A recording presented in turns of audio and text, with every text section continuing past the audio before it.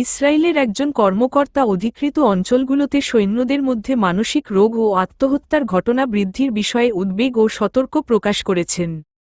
আল মায়াদিন সূত্রে জানা যায়, ইসরায়েলি জাতীয় আত্মহত্যা প্রতিরোধ কাউন্সিলের প্রধান গিল জালসম্যান এই মানসিক সংকটের কথা বলেছেন। তিনি সতর্ক করেছেন যে, যুদ্ধ শুরু হওয়ার পর থেকেই ইসরায়েলি সামরিক বাহিনীর মধ্যে মানসিক রোগ এবং আত্মহত্যার ঘটনা আশঙ্কাজনকভাবে বাড়ছে।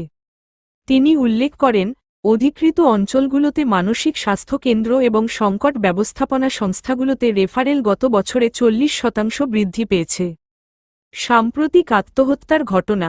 ইসরায়েলের পত্রিকা ইদিওত আহারনোত গত 22 নভেম্বর প্রকাশিত এক প্রতিবেদনে জানায়, গাজা ও লেবাননের যুদ্ধে দীর্ঘ সময় ধরে অংশগ্রহণ করা অন্তত 6 জন ইসরায়েলি সেনা সাম্প্রতিক মাসগুলোতে আত্মহত্যা করেছেন। সিএনএন এর এক প্রতিবেদনে বলা হয়েছে, গাজা যুদ্ধ থেকে ফেরা ইসরায়েলি সৈন্যদের মধ্যে আত্মহত্যার হার বৃদ্ধির বিষয়টি যুদ্ধের ফলে হওয়া গুরুতর মানসিক আঘাতকে নির্দেশ করে। প্রতিবেদনে আরও বলা হয়, এই ঘটনা ইঙ্গিত দেয় যে, গাজায় চলমান সংঘর্ষ এবং গণহত্যার কারণে ইসরায়েলি সৈন্যদের মানসিক স্বাস্থ্য কতটা ক্ষতিগ্রস্ত হয়েছে।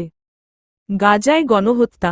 গাজায় ইসরায়েলি বাহিনীর অভিযানকে কেন্দ্র করে ব্যাপক মানবাধিকার লঙ্ঘনের অভিযোগ উঠেছে। সেখানে এ পর্যন্ত ৪৫,০০০-এরও বেশি ফিলিস্তিনিকে হত্যা করা হয়েছে, যাদের মধ্যে অধিকাংশই নারী ও শিশু। বিশেষজ্ঞরা বলছেন, এ ধরনের অভিযান শুধু যুদ্ধক্ষেত্রে নয়, বরং নিজস্ব বাহিনীর মধ্যেও গভীর মানসিক প্রভাব ফেলছে। ইসরায়েলি অধিকৃত অঞ্চলগুলোতে মানসিক রোগের এই সংকট ইসরায়েলি প্রশাসনের জন্য নতুন এক চ্যালেঞ্জ হয়ে দাঁড়িয়েছে। তাদের সামরিক বাহিনীর সদস্যদের মানসিক স্বাস্থ্য রক্ষা এবং এই সংকটের সমাধানে কার্যকর পদক্ষেপ গ্রহণ এখন সময়ের দাবি। সূত্র, ইরনা।